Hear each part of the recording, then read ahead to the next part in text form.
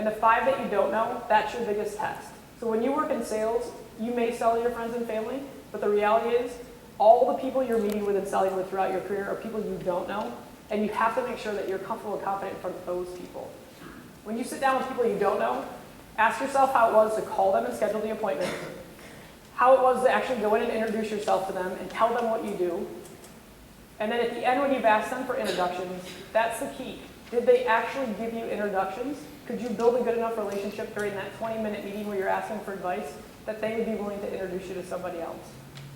That is your biggest measure to see if you can be successful in a sales career in terms of prospecting and getting introductions, is you personally have to feel comfortable and confident asking the questions and to be able to do that. And even though you might be scared, and trust me, everybody that does this at first it is kind of scary unless you're super outgoing. When you go in and do that, even though you are, you've got to just say, can I get through this? Is this something I can actually build on? Does that make sense? Okay. All right.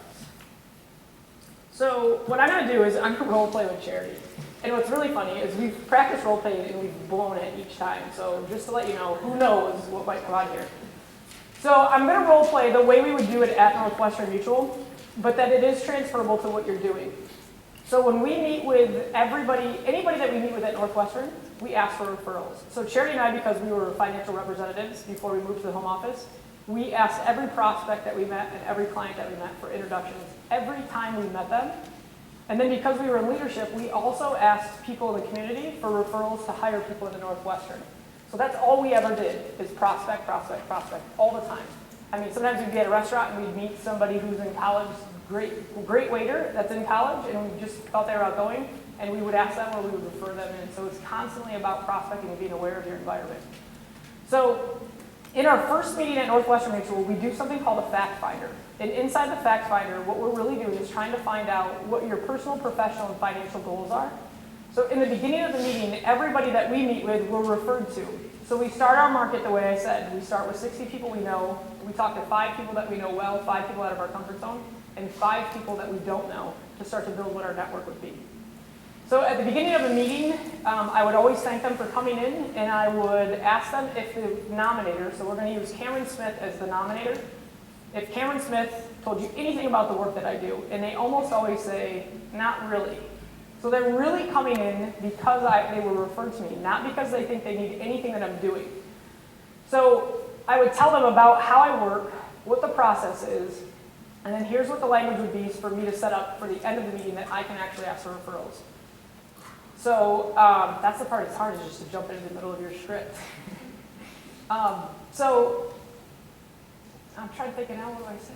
You're recording this too. You said you could edit. I'll edit this out, absolutely. So with Cameron, just like I met with Cameron, Cameron had to introduce me to you.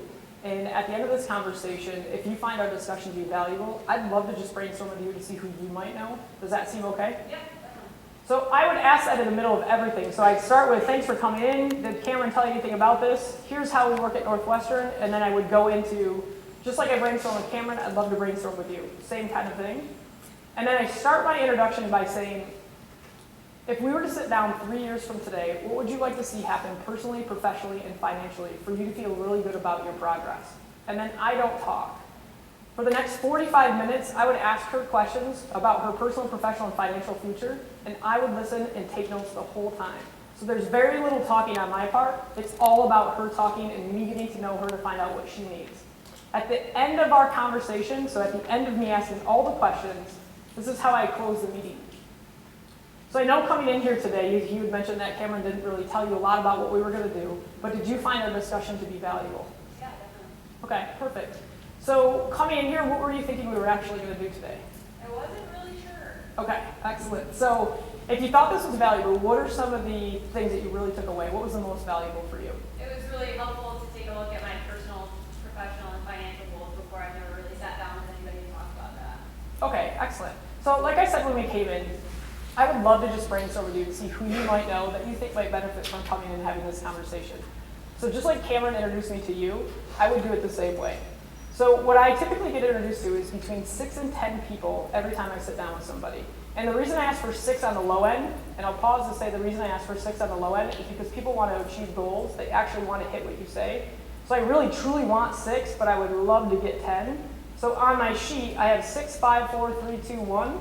And when she gives me one of them, I circle 6. When she gives me another one, I circle 5. Because the whole point is I want to get them to number 1. And so do they visually want to get to number 1. And when you circle, people trust more circles than anything. So it's interesting if you start to learn what those things are. It's crazy. I typically get introduced to 6 to 10 people. And the reason I say 6 on the low end is because if you introduce me to 6 people, one of them I'll never get a hold of. You know that friend that you can never get a hold of? You'll introduce me to them. The other one is they'll probably be all set financially right now. So they maybe are working with somebody like me and already working on that. Another person, when I get a hold of them, is probably not going to be the right time. But there are going to be 3 people that I do talk to on the phone that I'm actually going to sit down and have the same conversation that I'm having with right now. And one of them is going to become a client of mine. I'm going to build a relationship with them. So as we're sitting here thinking, who comes to mind that you think might benefit from sitting down and having the same kind of conversation? I'm thinking maybe my sister Mara. Okay. Anyone else? And then I have a friend, Alex. Alex Pierzano. Okay. Anybody else? No, I can't really think of anybody else. Those are the only 2 that come to mind. People can only ever think of 2 people. You've got a million people in your network, they can only ever think of 2 people. So what I would say is, after she would say, I can't really think of anybody, because that's just an objection. That's what people always do. They can never think of anybody, they never have time, they never, never, never. But the objection is giving her time to continue to think. So when she says, I can't think of anyone, I would say, well, so just as we continue to brainstorm, what I'd love to do is just share with you the type of people I work the best with. So I like to work with young professionals who are successful. And how we have those responsible friends, and then we have like the really fun ones. I want to be introduced to your more responsible friends. So thinking of people that are successful like yourself, does anybody else come to mind? Katie Potter, she's a business owner. Okay. And then Trevor Garlock, he's an accountant. Okay. Really, that's all I can think of. That's it. Okay. All right. Perfect. So let's talk about this. I go back and qualify the people. So I'll qualify 2 people for you guys and then see how I would ask for more to get to my 6. So Mara, you said she's your sister. Tell me a little bit about her. She's married. She has 2 children. One was just born a couple weeks ago. And she is actually a teacher. Okay. Perfect. So what's the best number to reach her on, and when should I be able to call her? Day or night? Mornings are usually best for her, and here's her number. Okay. Perfect. And then you said Alex. Tell me a little bit about him. Yeah, I actually graduated from college with him. He's an engineer at ERCOT right now. Okay. Single, no children. Okay. And then I would ask for his number and the best time. I want to know the best time to call these people because I don't want to call people 50 times a day because we all can see the number coming in. So I want to know the best time to get them. So I'd qualify Katie Potter. She'd tell me about that person who's a business owner. And then the last person was Trevor. I'd qualify him exact same way. So tell me about them, where they work, blah, blah, blah. So now I've got that information. And what I'd go back is I'd start at the top and say, so you said Mara's a teacher. Where does she teach? Copenhagen Central. So any other teachers that you know that work there?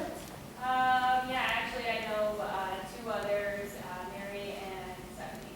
So I would qualify that, and then I would say, I know they're at Copenhagen Central, but do you know any other teachers that work in the area? Try to get them.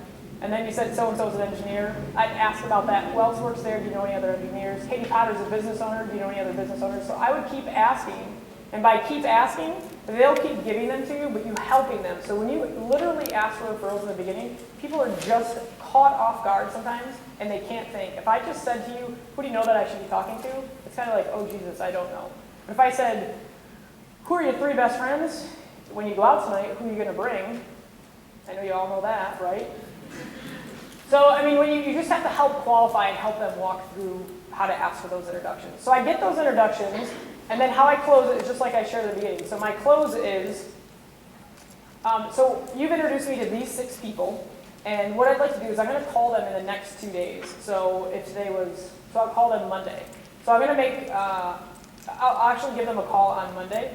So between now and Monday, do you think you'd have time to let them know that I'm going to call so I don't catch them off guard? Yep. Okay. So if you talk to somebody and they definitely don't want to hear from me, let me know. That's fine. I just won't call them. And if you talk to somebody that wants to hear from me sooner, just let me know too, and I'll call them sooner. But otherwise, if I do not hear from you, I'm just going to give them a call on Monday. Does that seem all right? Yep. Okay, perfect. So I'd close that meeting, be over, and then the next time they meet with her, I'd say, hey, I called these 6 people. so-and-so never answered, couldn't get a hold of them. I would tell her the whole story, and of the 3 people that I do actually sit down and meet, I wouldn't tell her what we discussed, I'd just tell her that we met with them. So part of the process is wherever you share with me is going to be personally confidential. So anything that you tell the person that you've referred me to will be coming from you and not from me.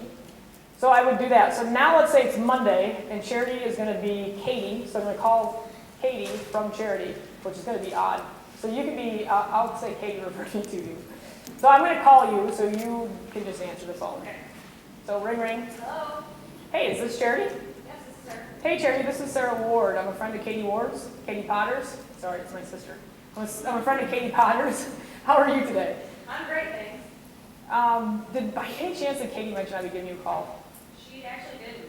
Oh, okay. I must have just got to you before she did. Well, the reason I'm calling is I recently met with Katie, and she just had some great things to say about you. And I'd just love to stop by, introduce myself to you, tell you a little bit more about the work that I do. Are you available next Tuesday morning or maybe Thursday afternoon? You know, Tuesdays and Thursdays are really busy for me. I don't think that's going to work. Okay, yeah, I know. People are so busy these days. How about Friday? I'm actually going to be back in that area Friday morning. Would that work for you? Anytime Friday morning? What is this about? Oh, so actually I met with Katie, and Katie and I had a great conversation, and she really enjoyed the type of work that I do. And all I want to do is just sit down, introduce myself to you, tell you a little bit more about what I do. And Katie just said you're a great person. So if I'm in your area on Friday morning, is there a time that I could stop by and introduce myself to you? No, I don't know if I'm interested. You know, Katie didn't say that you're interested. Katie didn't say that you're interested. Actually, Katie, she just had great things to say about you. Thought you were a great person, sharp person, young professional, and I really would love to just stop by, introduce myself to you, tell you a little bit more about the work that I do. And I am going to be in your area on Fridays, so anytime I could just stop in and introduce myself to you. Yeah, I've got a few minutes Friday morning. Okay. So then I'd close it. I would say, here's the time, this is what I'm doing when I go. And when I get there, I would share with her my approach, which is, here's what we do at Northwestern, here's how we work. At the end of this, I'd love to brainstorm with you to get new introductions, and then I'd take her through the fact finder. If she truly only had a few minutes, I'd clarify that and we'd reschedule, and I'd actually go through that process then. Any questions? Yeah. How do you avoid it being an interrogation? Because like you said, most people take it offensive. So when I'm asking for referrals, so really for me, I mean, when we ask for referrals, I've built up the relationship. I was referred to you, so I don't know you any other way. And when I start in that very beginning, I always say, did so-and-so tell you anything about what I do? And they'll say yes or no, and it doesn't matter about their answer because I still have to tell them how I personally work. So they might say, yes, you help them with the retirement planning, or yes, you help them with this. That's great, and then I'll go into what my process is. And part of my process is, if you find our discussion to be valuable, I'd love to brainstorm with you at the end. Does that seem okay? And they say yes. There's so many sales things I seriously can tell you, but sometimes when people told me sales things, they bothered me. But the more you have somebody say yes, the more they're going to be apt to work with you. So does that make sense? Yes. Everything I say to you is going to make sense. It is. So at the end of that, I've literally let you talk the whole time. I've truly got to know you. I really, truly know what you want to do, short-term, long-term, and I'm really personally going to help you. So at the end of the conversation, at least with us, they're blown away by the fact that we've had good service, we've had good conversation. They've talked the whole time. They've told me what they want, and they realize that we can solve some of those problems. So when I say at the end, was this valuable? They say yes. And when they say yes, it was valuable, I just circle back to the beginning, which is, you told me if it was valuable, you were willing to brainstorm with me. And you knew Cameron liked me, and now you like me, so who could you possibly introduce me to? And asking for the 6 to 10, it's just those little things. I want 6 on the low end, and here's why I want 6. And when you literally say, whatever your number is, I don't care what your number is, but whatever you say is the low end, if you write that down in your sheet and you back into it, people want to hit the goal. They want to hit 6.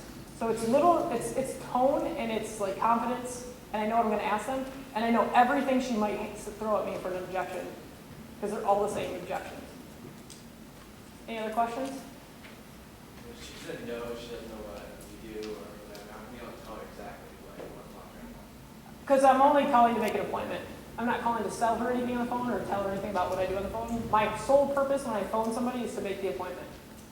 So I never ever say anything. So she could have said, is this about insurance? And I would say, yep, actually that is one of the products that we sell, but the reason I'm calling is so-and-so said a lot of great things about you. I'd love to just stop by and introduce myself to you and tell you more about the work that I do. I don't want to tell you on the phone because then you can say, I have that, I don't have that, not interested, already got it, whatever. My whole purpose on the phone is to make the appointment.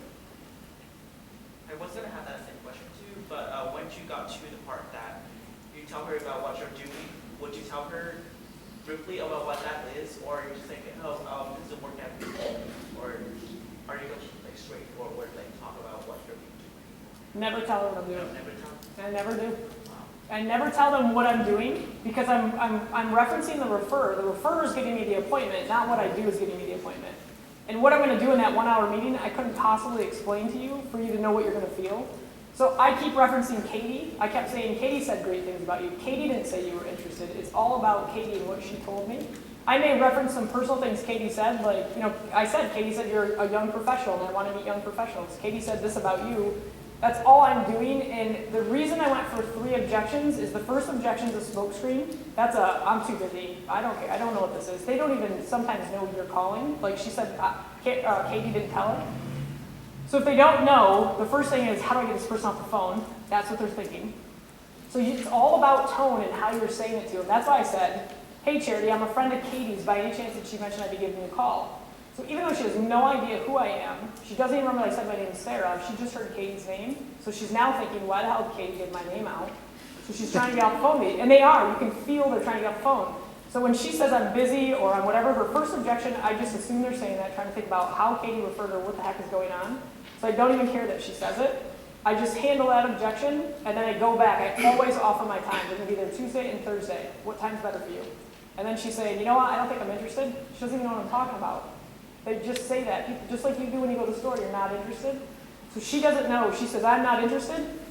And I say, you know what, Katie didn't say you were interested. She just thought you were a great person and that I would enjoy meeting you. So how about we get together? And then she's saying, everything she says, no matter what it is, I'm handling it with what Katie said about her and and why I want to meet her, which is just to show her what I do. So I noticed that